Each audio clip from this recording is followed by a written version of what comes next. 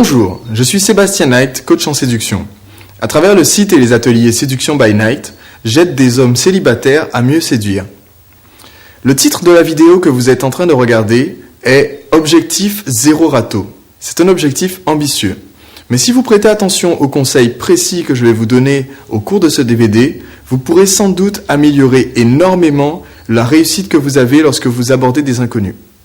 Avant de passer aux conseils pratiques, j'aimerais aborder avec vous quelques éléments de théorie sur la communication.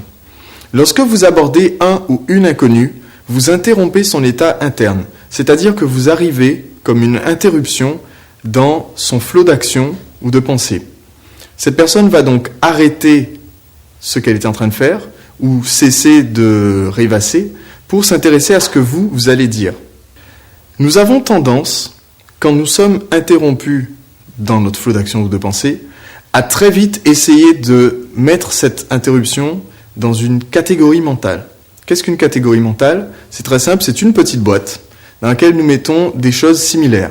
Par exemple, si vous abordez quelqu'un en ayant la main tendue, avant de commencer à parler, cette personne va vous mettre dans la catégorie mendiant. Si vous aviez le choix entre être perçu dès la première seconde comme un indésirable, ou être perçu dès la première seconde comme quelqu'un de familier et d'amical, que choisiriez-vous ? La réponse paraît évidente, et pourtant, la plupart des apprentis dragueurs ont tendance à se classer tout de suite dans la catégorie indésirable. En arrivant auprès d'une fille ou auprès d'un groupe d'inconnus et en ayant la mauvaise attitude, vous risquez tout de suite de vous faire rejeter sans savoir la raison de ce rejet. Dans les premières secondes de votre approche, vous pouvez être classé dans 3 types de catégories différentes.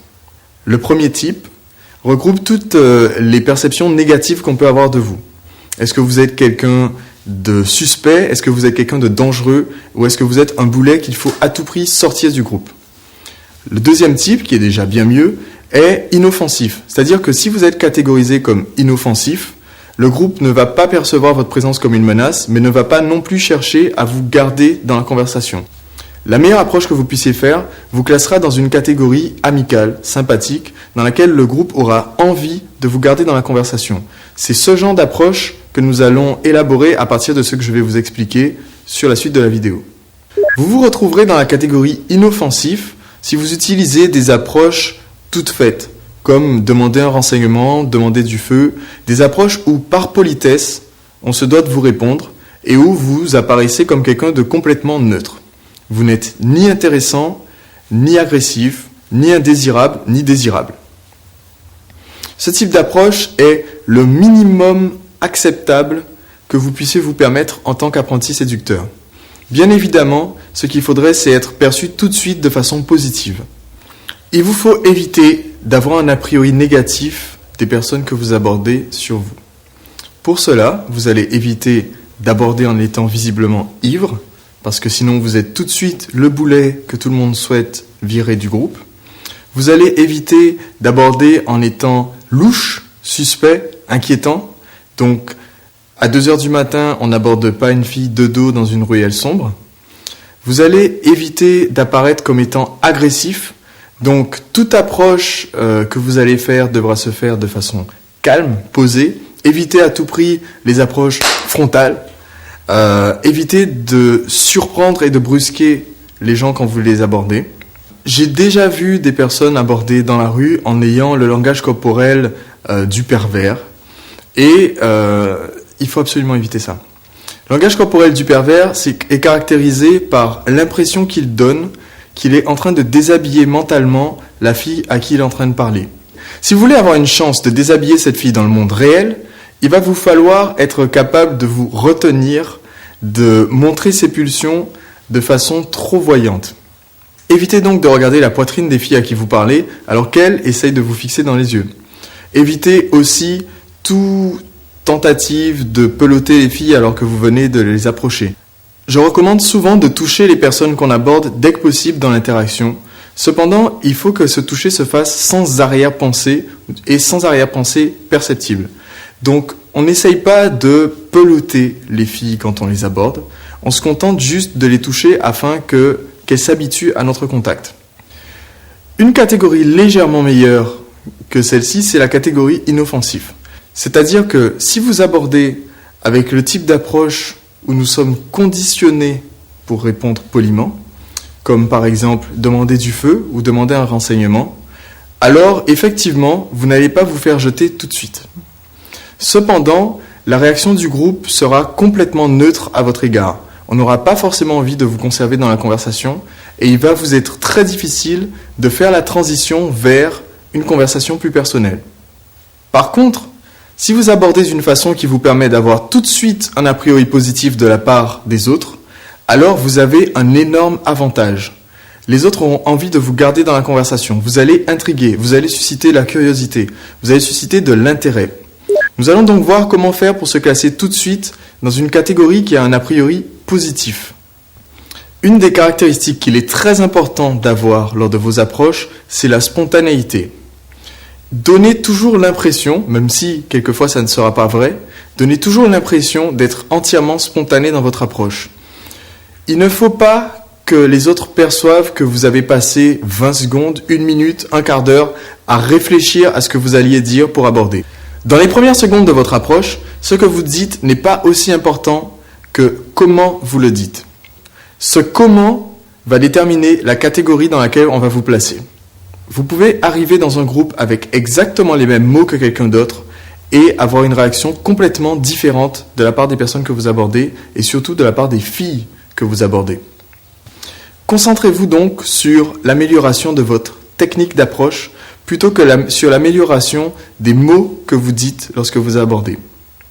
Nous allons revenir dans un instant sur justement que dire pendant les premières secondes. Mais il est important que vous vous concentriez davantage sur votre langage corporel, votre timing, sur aussi la réaction des autres que sur vos propres mots. Bien souvent, personne ne se souviendra dans un groupe que vous abordez de ce que vous avez dit au tout début. C'est donc un excellent exercice que de vous entraîner à parler à des inconnus sans raison particulière et sans arrière-pensée, sans envie particulière de continuer la conversation. Si vous remarquez quelque chose de drôle, si vous remarquez quelque chose d'original dans la tenue de quelqu'un que vous croisez dans la rue, dites-le lui. Entraînez-vous simplement à ouvrir la conversation avec des personnes que vous ne connaissez pas, même si vous n'attendez pas de réponse de leur part. Cela va vous permettre de développer de façon spectaculaire votre spontanéité. Ne restez pas prisonnier de votre petit monde intérieur à réfléchir sur que pourrais-je dire pour aborder une personne, que pourrais-je dire pour lancer la conversation. Au contraire, observez ce qui se passe autour de vous et lancez des conversations sans attendre forcément de réponse de la part des autres personnes. C'est de cette façon-là que vous allez pouvoir développer votre spontanéité. C'est de cette façon-là que vous allez être capable d'aborder n'importe qui, de lancer une conversation sur n'importe quoi et de faire en sorte que la conversation puisse continuer. Il y a tout de même une structure élémentaire pour les premiers mots à dire. Il y a une recette qui fonctionne quasi systématiquement et qui peut vous permettre d'aborder à peu près n'importe qui et de toujours obtenir une réponse, et qui plus est, souvent une réponse positive. Il s'agit tout simplement, pour reprendre l'expression d'un maître en communication, Robert Collier, de continuer la conversation qui se déroule déjà dans la tête de la personne avec qui vous voulez communiquer. Je développe. Nous avons déjà vu que lorsque vous abordez quelqu'un, vous interrompez le flot de ses pensées. Ces pensées forment une conversation interne, c'est-à-dire que la personne que vous êtes en train d'aborder était déjà en train de penser à quelque chose, de réfléchir, et vous pouvez peut-être essayer de deviner de quoi il s'agissait. Cela ne demande pas de don de télépathie, juste un peu d'observation. Vous allez parler à une fille qui se trouve toute seule sur une place publique devant une fontaine en train d'attendre. Visiblement, elle est en train d'attendre quelqu'un. Vous pourriez donc l'aborder en lui faisant remarquer qu'effectivement, c'est quand même pénible les gens qui arrivent en retard, surtout quand il fait aussi froid, avec évidemment votre sourire et l'attitude positive, comme je l'ai déjà précisé. En faisant ce type d'approche, vous vous placez tout de suite dans une case très familière parce que vous êtes en phase avec ce que la personne que vous abordez était en train de se dire juste avant votre approche. Et comme vous êtes en phase avec cette conversation interne, vous n'avez pas à lancer la conversation. La conversation existe déjà. Vous partez donc avec une avance formidable par rapport à une approche standard, une approche neutre comme demander du feu ou demander un renseignement.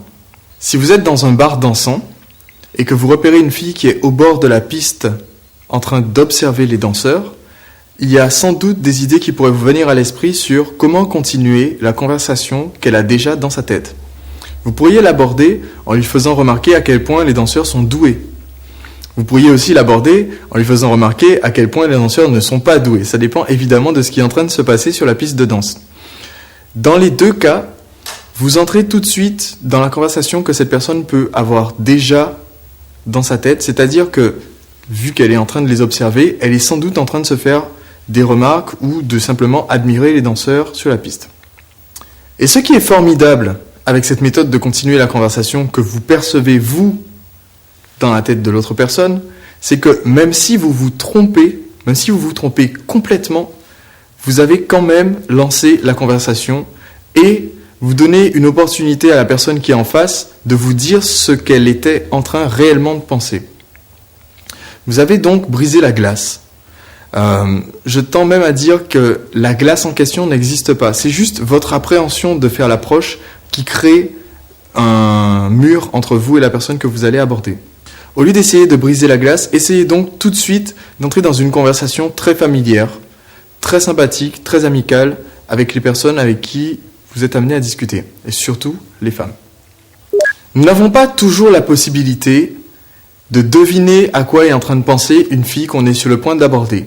Dans ce cas-là, il peut s'avérer utile de se rabattre sur une deuxième possibilité, qui est de l'intégrer dans une conversation que j'ai déjà, soit avec quelqu'un, soit avec moi-même. Quand je suis avec un ami dans la rue, en général, je suis déjà en train de discuter de quelque chose avec cet ami avant de croiser la fille que je vais aborder. Je ne vais donc pas interrompre ma conversation pour lancer une nouvelle conversation avec la fille, mais plutôt tout simplement l'intégrer dans une conversation déjà existante. Je peux intégrer cette fille en lui demandant son avis ou en lui demandant de prouver que j'ai raison sur une discussion ou un débat sur lequel nous deux, moi et mon ami, ne sommes pas d'accord. Ce que je fais systématiquement lorsque j'approche une inconnue et que je l'inclus dans ma conversation ou celle que je suis en train d'avoir avec un ami, c'est de lui préciser de façon très rapide, subliminale presque, que je ne vais pas lui prendre beaucoup de temps. Pourquoi est-ce que je fais ça ? Tout simplement parce que demander à quelqu'un d'entrer dans une conversation, c'est lui demander un investissement de son temps.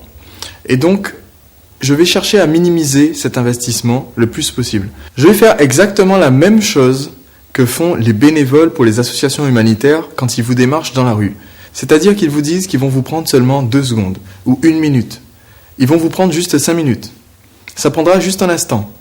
Je vais placer exactement ce même genre de petite phrase subliminale dès le moment où j'aborde l'inconnu. Je suis donc en train de discuter avec mon ami, j'arrive et je lui dis « Bonjour, je te prends juste 1 seconde, tu peux peut-être nous mettre d'accord ?» et je l'inclus dans la conversation. Il n'est pas nécessaire que la conversation en question soit un grand débat ou soit particulièrement intéressante. Vous pouvez très bien demander à une fille de quel pays proviennent les Chris Pauls ou qu'est-ce qu'elle pense de la jalousie ou si elle pense que les garçons ont tendance à être plus en retard que les filles. Comme je vous l'ai déjà dit, peu importe les premiers mots que vous dites. C'est votre attitude et votre façon d'aborder qui sont importantes. Si vous êtes vraiment quelqu'un qui l'a abordé de façon spontanée et qui a un état d'esprit très positif, qui est en train de s'amuser et qui est amusant au cours de la conversation, elle ne se souviendra pas forcément des mots que vous avez prononcés lorsque vous avez abordé. Elle ne cherchera pas forcément à quitter la conversation que vous êtes en train d'avoir parce que vous lui avez dit que vous allez prendre juste 2 minutes et qu'en fait ça fait déjà 1/2 heure que vous discutez et que vous rigolez ensemble. Et donc vous avez votre chance de continuer l'interaction et d'arriver à la séduire en ayant utilisé une première approche complètement spontanée et pas forcément élaborée. Vous pouvez très bien être en train de penser à un problème dont un ami vous a parlé et chercher un conseil féminin pour vous aider à conseiller votre ami. Vous pouvez très bien aussi chercher un conseil de la part d'une fille pour un cadeau que vous allez faire à votre petite sœur, qu'en sais-je. Peu importe les mots que vous allez utiliser. La petite explication de la raison pour laquelle je l'ai abordé, c'est-à-dire de la conversation que j'étais en train d'avoir avec mon ami ou avec moi-même, ces petits mots, par exemple, moi et mon ami, nous étions en train de discuter des crises proches, tu vas peut-être pouvoir nous aider parce qu'on n'est pas d'accord, ou quel que soit le sujet de conversation que vous avez à ce moment-là, cette petite explication s'appelle un préambule.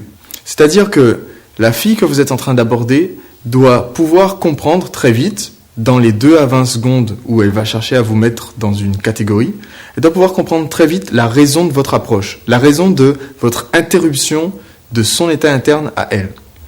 Donc, vous allez préciser très rapidement, sans chercher à trop élaborer, pourquoi vous êtes en train de lui parler. Si vous êtes en train de discuter avec un ami ou un groupe d'amis, votre préambule s'adresse aussi à eux. Parce que s'ils vous voient aborder une inconnue sans savoir pourquoi vous le faites, et qu'ils se rendent compte que vous êtes tout simplement en train d'aller draguer une fille, ils risquent de vous regarder avec des yeux de merlan-frit pour observer ce que donne votre approche. Et ça va se sentir aussi du côté de la fille que vous abordez. Vous allez avoir une réaction qui sera biaisée par le fait que votre groupe d'amis est en train de vous regarder avec de grands yeux pour voir ce que vous êtes en train de faire. Alors que si vous aviez fait un préambule, c'est très simple. Si vous aviez dévié légèrement la conversation que vous avez avec le groupe pour qu'il paraisse tout à fait normal que vous alliez demander quelque chose, un renseignement ou une opinion à quelqu'un d'extérieur, à ce moment-là, le groupe percevra ça comme étant tout à fait normal. Et donc, vous n'aurez pas de regard pointé sur vous en train d'observer et de disséquer votre approche. Faire en sorte que vos amis ou votre groupe d'amis perçoivent cette approche comme complètement naturelle fait aussi partie de la fameuse règle de spontanéité. Il faut vraiment que tout le monde perçoive votre approche comme étant tout à fait naturelle. Et il faut aussi que vous perceviez votre approche comme étant naturelle. C'est aussi une question d'état d'esprit de votre part. Si vous avez l'impression, lorsqu'une fille vous dit « mais tu ne serais pas en train de me draguer » ou autre réaction du même type, si vous avez l'impression que la fille a vu clair dans votre jeu ou que la fille vous a démasqué, ça veut dire que vous aviez l'impression d'avancer masqué, justement. Soyez vraiment à l'aise avec le fait de parler à des inconnus avec ou sans intention de les séduire. Si vous prenez cette habitude dont j'ai parlé, de parler à toutes les personnes qui vous semblent intéressantes, spéciales, drôles, ou qui ont un point particulier qui peut attirer votre attention, alors vous allez vraiment réussir à briser cette tendance à croire que la drague, c'est un jeu où on avance masqué, justement. Soyez beaucoup plus spontané. Dès que vous n'aurez plus l'impression de cacher votre jeu lorsque vous abordez des inconnus, cela va énormément faire progresser votre confiance en vous lorsque vous faites une approche. En effet, si vous pensez que vous cachez votre jeu, ça signifie que vous pensez que vous êtes en train de masquer les défauts de votre personnalité ou de masquer qu'en fait vous n'êtes pas si intéressant que ça. Cet état d'esprit doit absolument changer. Si vous savez de façon sûre et certaine que lorsque vous abordez un groupe de personnes ou lorsque vous abordez une fille seule, vous allez lui apporter du fun, vous allez lui apporter de la bonne humeur et que votre présence sera un plus dans sa journée ou dans sa vie, alors votre confiance en vous va connaître un énorme progrès. La confiance, justement, que vous avez lorsque vous faites une approche va changer de façon spectaculaire les résultats que vous auriez avec les filles que vous abordez. Cela va se traduire dans votre langage corporel. Si vous êtes capable de regarder quelqu'un droit dans les yeux, sans faiblir, sans pointer le regard vers le bas ou essayer de le détourner, alors on va sentir que vous êtes sûr de vous. Ne fixez pas non plus pendant des heures dans les yeux les gens à qui vous parlez. Ça va effectivement finir par les inquiéter. Quelques éléments essentiels de votre langage corporel qui sont liés à votre confiance en vous lorsque vous abordez sont votre stature. Est-ce que vous avez les épaules redressées ou est-ce que vous êtes complètement voûté en avant? Sont votre regard? Est-ce que vous regardez droit dans les yeux les personnes que vous abordez? Ou est-ce que vous avez tendance à avoir le regard fuyant? Ou est-ce que votre regard est toujours pointé vers vos pieds? Est-ce que vous regardez vers le haut, ce qui est encore plus bizarre? Tout cela va influer énormément sur la confiance perçue par les autres et ça va aussi influer sur la confiance que les autres auront en vous. Je parlais tout à l'heure du fait que si votre approche est perçue comme étant louche ou suspecte, vous êtes tout de suite dans une catégorie négative. C'est aussi vrai si votre approche est hésitante ou bafouillante. Parce que les autres vont sentir que vous cherchez sans doute à vous forcer à faire cette approche et que vous avez peut-être de bonnes raisons de ne pas être sûr de vous lorsque vous parlez à des inconnus. Une croyance clé dans l'élaboration de votre confiance en vous, c'est de savoir tout simplement que vous ne pouvez pas vous faire jeter lorsque vous abordez des inconnus. Vous ne pouvez pas. Il est impossible qu'un groupe d'inconnus que vous abordez, ou une fille seule que vous abordez, vous rejette, vous. Voici pourquoi. Tout simplement parce que dans les premières secondes de votre approche, la personne à qui vous parlez n'a pas eu la possibilité de vous connaître.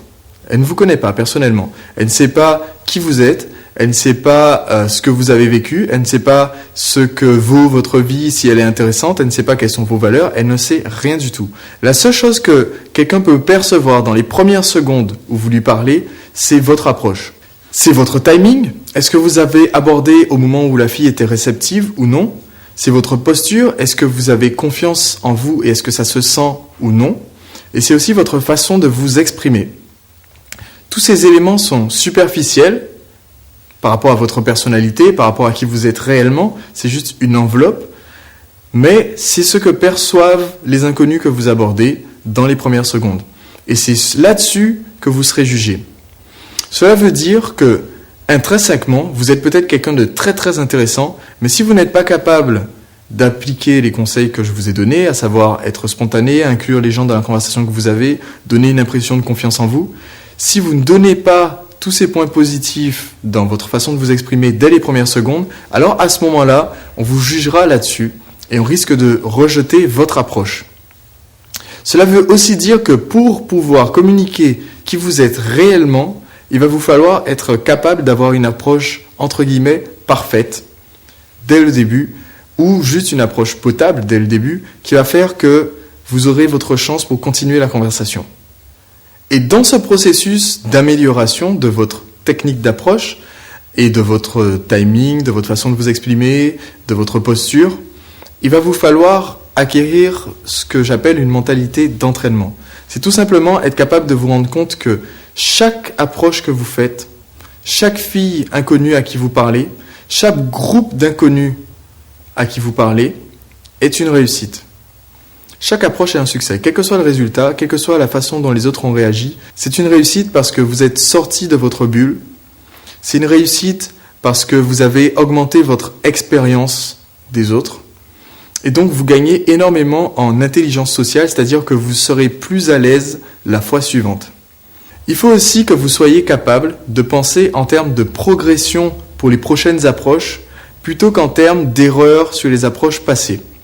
C'est-à-dire que quand vous avez fait votre approche, elle est faite. Vous ne pouvez plus rien y changer. Que le groupe ait réagi positivement ou non, vous ne pourrez pas avoir une deuxième première chance. Par contre, c'est à vous d'apprendre des erreurs potentielles que vous aurez commises pour faire en sorte que les prochaines approches soient positives.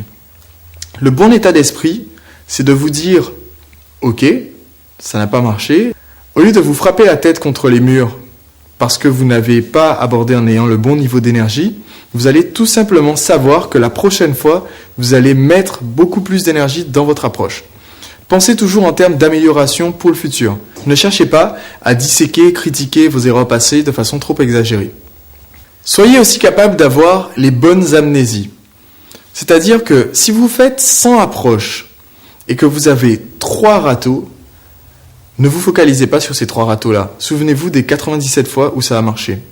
Faites en sorte de vous souvenir en détail de chaque approche qui a bien fonctionné et faites en sorte de répéter ces succès plutôt que d'éviter les échecs passés.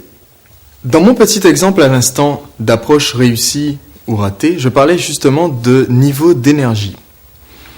Lorsque vous abordez quelqu'un, il faut que votre approche puisse l'interrompre dans ce qu'elle est en train de faire ou dans ce que le groupe est en train de faire. Si vous abordez un groupe d'inconnus contenant une fille qui vous intéresse. Ça veut dire que votre voix doit porter suffisamment pour que vous soyez capable de les interrompre ou de les arrêter, par exemple, dans la rue. Un bon indice serait de dire que votre niveau d'énergie doit être légèrement supérieur à celui de la personne à qui vous adressez lorsque vous l'arrêtez. Mais forcément, si cette personne n'est pas en train de parler, vous ne saurez jamais quel est le volume exact à utiliser pour l'arrêter. J'aime bien prendre un repère plutôt supérieur, c'est-à-dire une limite maximum. Allez dans la rue ou dans un centre commercial et faites l'essai. Fixez-vous comme objectif d'avoir le volume de voix tout juste inférieur à celui qui ferait s'arrêter et ferait sursauter la personne que vous allez aborder. C'est-à-dire que si vous arrivez en faisant un énorme « Salut !» et que la fille sursaute et prend peur, alors c'est tout juste un peu trop. Faites juste en dessous. Ne tombez pas dans le piège d'aborder avec un volume très faible parce que justement vous étiez à l'intérieur de votre tête et que vous étiez en train de vous dire « Bon, il faut peut-être que je me lance et ça fait une demi-heure que j'attends. » Parce que dans ce cas-là, vous allez aborder sans doute avec un « Salut, excuse-moi de te déranger ». Et ce volume ne convient absolument pas à une approche, surtout dans la rue. Et encore moins en boîte, puisque le bruit va couvrir entièrement ce que vous allez dire. Un autre exercice qu'il faut connaître, c'est tout simplement, dans la vie de tous les jours, si les gens vous font répéter souvent ce que vous êtes en train de dire, c'est que vous avez clairement un problème de manque d'énergie. Vous ne parlez pas assez fort. Prenez donc en compte que vous allez devoir forcer votre voix quand vous interagissez avec des inconnus pour réussir à captiver leur attention. J'aimerais maintenant vous suggérer quelques exercices à appliquer dès aujourd'hui pour augmenter votre réussite lors de vos approches d'inconnus. Le premier exercice, je l'ai déjà évoqué auparavant, c'est tout simplement la règle de spontanéité. Entraînez-vous à parler à des inconnus sans raison particulière, sans objectif particulier, sans attendre de réponse de leur part.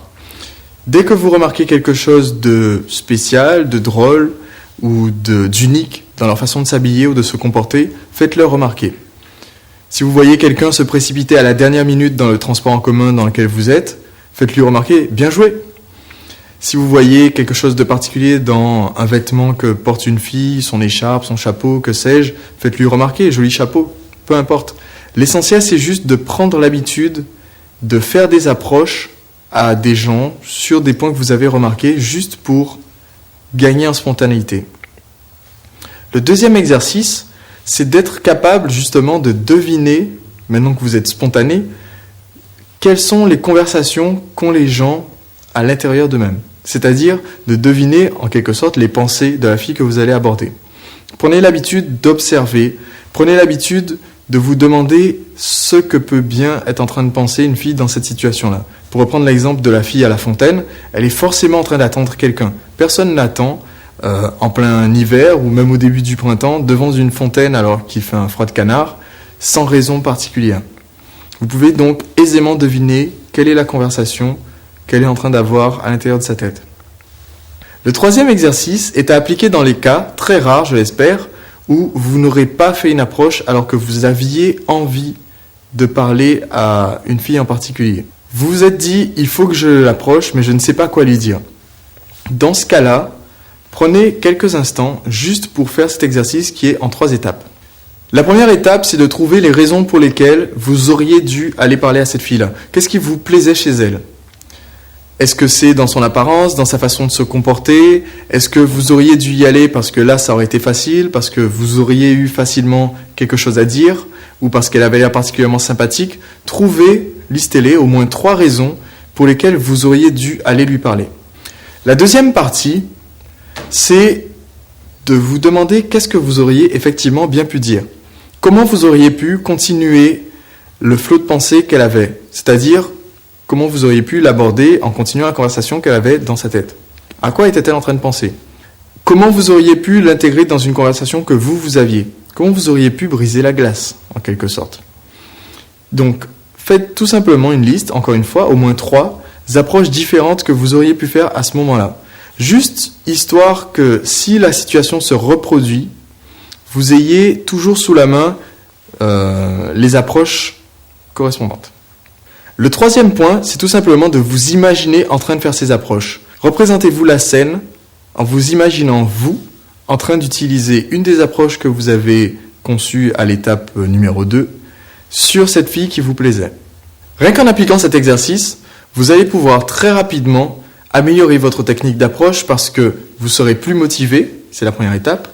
Vous saurez quoi dire si la situation se reproduit, donc vous aurez un panel plus large de réactions à avoir, c'est l'étape 2. Et 3, vous serez imaginé en train de le faire, donc vous aurez déjà en tête le genre de démarche que vous devez avoir lorsque vous faites votre approche. Cet exercice m'a permis, à l'époque où je débutais en séduction, de vaincre très rapidement ma timidité et mon appréhension à parler à des inconnus, parce que j'étais très facilement capable de savoir quoi dire même si c'est pas si important que ça, mais au début, quand j'étais timide, ça comptait pour moi. Et aussi parce que j'étais capable de m'imaginer en train de le faire. Si vous pouvez vous imaginer en train d'aller parler à cet inconnu, vous pouvez le faire. Je serais ravi de connaître le résultat de ces exercices. Comment vous les avez appliqués, ce qu'ils vous ont apporté. J'ai mis en place un site internet www.apprendre-a-séduire.com/bonus où vous pourrez me tenir informé de votre progression et où je dispense d'autres bonus, en plus du DVD que vous avez reçu, des livres électroniques, des conseils, des interviews. Vous pourrez trouver tout cela sur le site internet, donc visitez-le, dites-moi ce que vous avez pensé, posez vos questions si nécessaire et j'y répondrai personnellement. Vous trouverez en bonus sur ce DVD un extrait d'atelier Séduction by Night. Au cours de cet extrait, nous faisons une mise en pratique en salle avec une très charmante assistante qui a accepté de se prêter au jeu, des conseils que j'ai donnés au cours de ce DVD. À chaque approche, je fais un débriefing avec les participants afin que tout le monde puisse profiter de leur progression. Cette vidéo vous apprendra beaucoup sur l'attitude à avoir, le langage corporel et aussi vous permettra sans doute de corriger les défauts que vous pourriez avoir dans votre façon d'approcher. Je vous donne rendez-vous le mois prochain pour un nouveau DVD Séduction by Night. D'ici là, n'hésitez pas à aborder de jolis inconnus et sortez couverts.